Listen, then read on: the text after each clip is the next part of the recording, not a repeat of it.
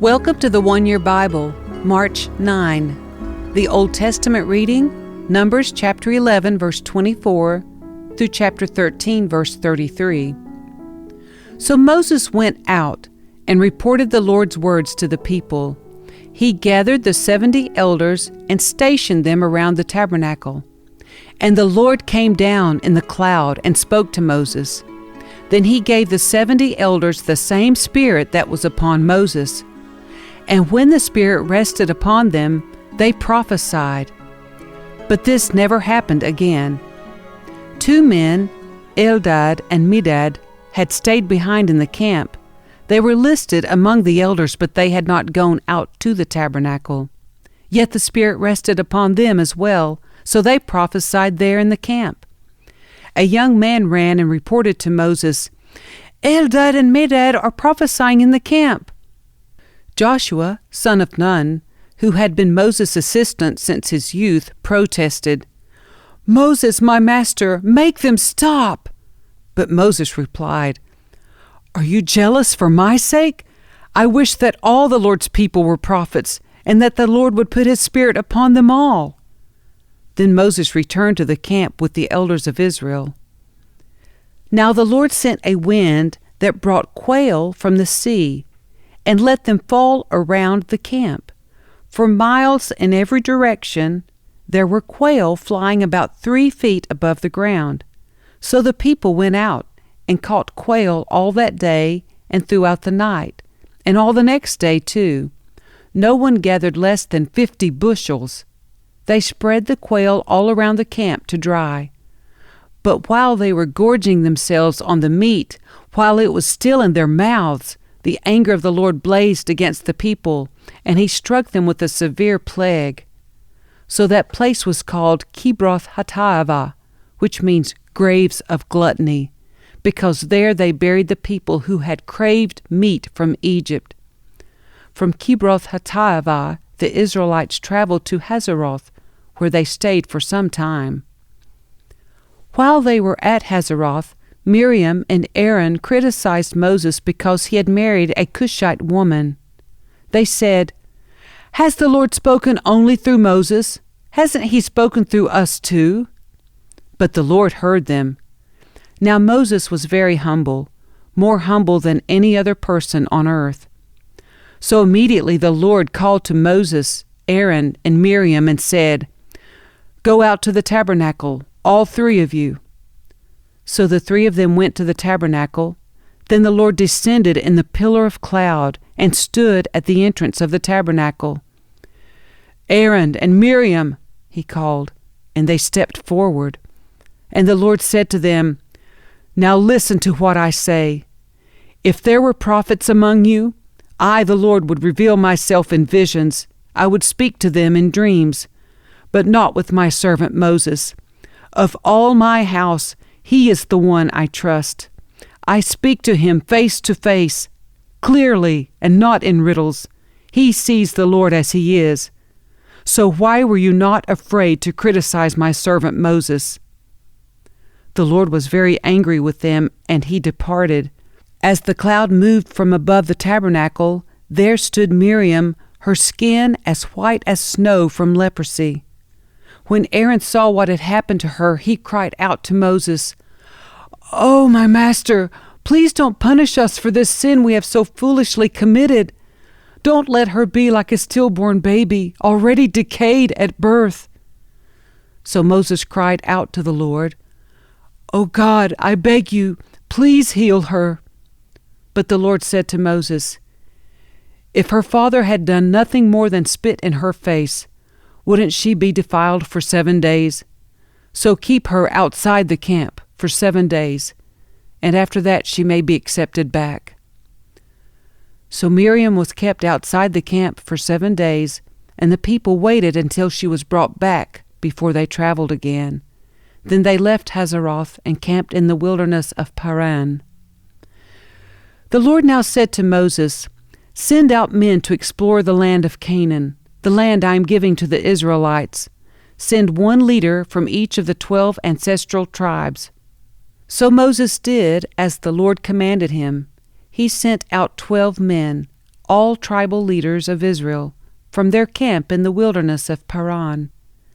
These were the tribes and the names of their leaders: Reuben, Shammua son of Zakur; Simeon, Shaphat son of Hori; Judah, Caleb son of Jephunneh; Issachar, Igal son of Joseph; Ephraim, Hoshea son of Nun; Benjamin, Palti son of Raphu; Zebulun, Gadiel son of Sodi; Manasseh son of Joseph; Gadi son of Susi; Dan, Amiel son of Gamali; Asher, Sethur son of Michael; Naphtali, Nahbi son of Foshi; Gad, Guel son of Maki.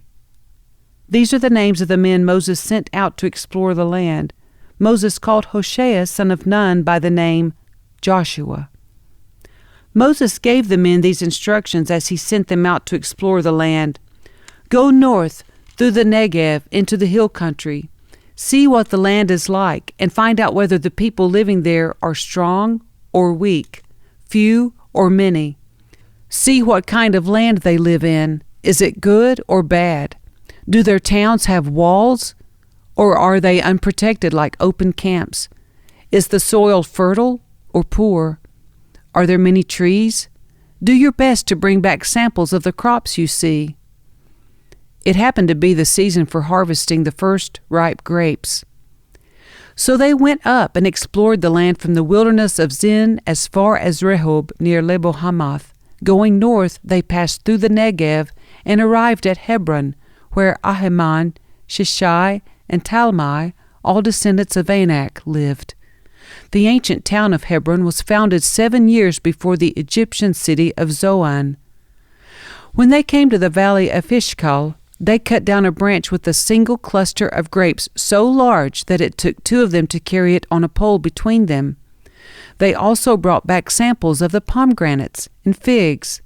That place was called the Valley of Eshcol, which means cluster, because of the cluster of grapes the Israelite men cut there.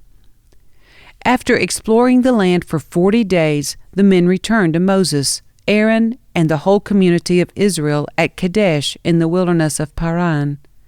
They reported to the whole community what they had seen and showed them the fruit they had taken from the land. This was their report to Moses. We entered the land you sent us to explore, and it is indeed a bountiful country, a land flowing with milk and honey. Here is the kind of fruit it produces. But the people living there are powerful, and their towns are large and fortified. We even saw giants there, the descendants of Anak. The Amalekites live in the Negev, and the Hittites, Jebusites, and Amorites live in the hill country. The Canaanites live along the coast of the Mediterranean Sea and along the Jordan Valley. But Caleb tried to quiet the people as they stood before Moses. "Let's go at once to take the land," he said. "We can certainly conquer it." But the other men who had explored the land with him disagreed. "We can't go up against them. They are stronger than we are." So they spread this bad report about the land among the Israelites. "The land we traveled through and explored will devour anyone who goes to live there. All the people we saw were huge.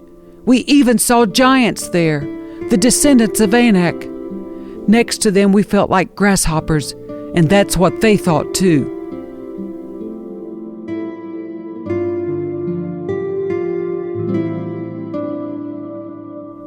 The New Testament reading, Mark chapter 14, verses 22 through 52. As they were eating, Jesus took some bread and blessed it. Then he broke it in pieces and gave it to the disciples, saying, "Take it, for this is my body." And he took a cup of wine and gave thanks to God for it. He gave it to them, and they all drank from it. And he said to them, "This is my blood, which confirms the covenant between God and his people. It is poured out as a sacrifice for many. I tell you the truth, I will not drink wine again until the day I drink it new in the kingdom of God." Then they sang a hymn and went out to the Mount of Olives. On the way, Jesus told them, "All of you will desert me, for the scriptures say, God will strike the shepherd, and the sheep will be scattered. But after I am raised from the dead, I will go ahead of you to Galilee and meet you there." Peter said to him, "Even if everyone else deserts you, I never will." Jesus replied, "I tell you the truth, Peter, this very night, before the rooster crows twice, you will deny 3 times that you even know me." "No," Peter declared emphatically, "even if I have to die with you, I will never deny you." And all the others vowed the same. They went to the olive grove called Gethsemane, and Jesus said, "Sit here while I go and pray." He took Peter, James, and John with him, and he became deeply troubled and distressed. He told them, "My soul is crushed with grief to the point of death. Stay here and keep watch with me." He went on a little farther and fell to the ground. He prayed that, if it were possible, the awful hour awaiting him might pass him by. "Abba, Father," he cried out, "everything is possible for you. Please take this cup of suffering away from me. Yet I want your will to be done, not mine." Then he returned and found the disciples asleep. He said to Peter, "Simon, are you asleep? Couldn't you watch with me even 1 hour? Keep watch and pray so you will not give in to temptation.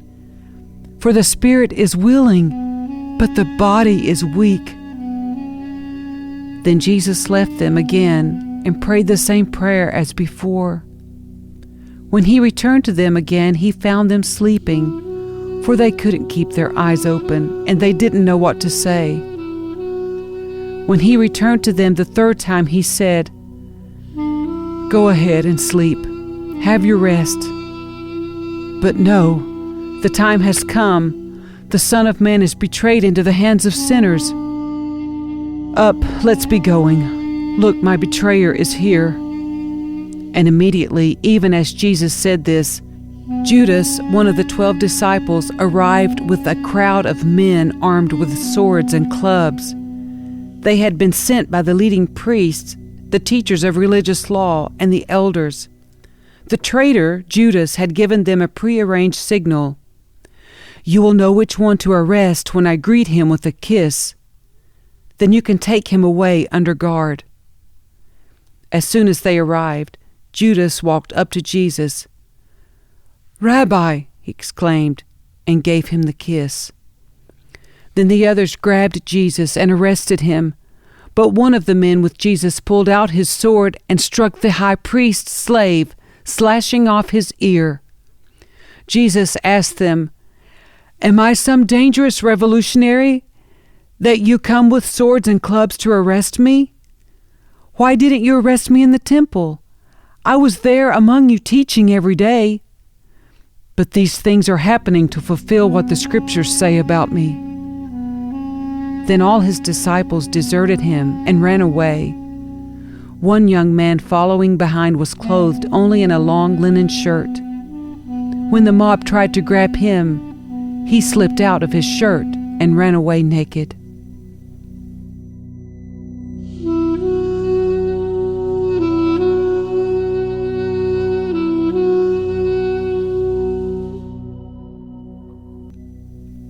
Psalm 52, verses 1 through 9.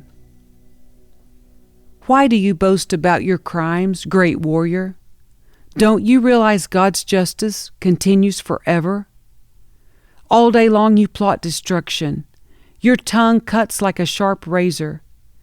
You're an expert at telling lies. You love evil more than good, and lies more than truth. You love to destroy others with your words, you liar.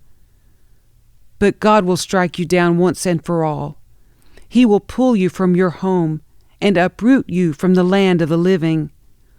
The righteous will see it and be amazed. They will laugh and say, "Look what happens to mighty warriors who do not trust in God. They trust their wealth instead and grow more and more bold in their wickedness." But I'm like an olive tree, thriving in the house of God. I will always trust in God's unfailing love. I will praise you forever, O God, for what you have done. I will trust in your good name in the presence of your faithful people. Proverbs 11, verses 1 through 3. The Lord detests the use of dishonest scales, but he delights in accurate weights. Pride leads to disgrace, but with humility comes wisdom. Honesty guides good people. Dishonesty destroys treacherous people.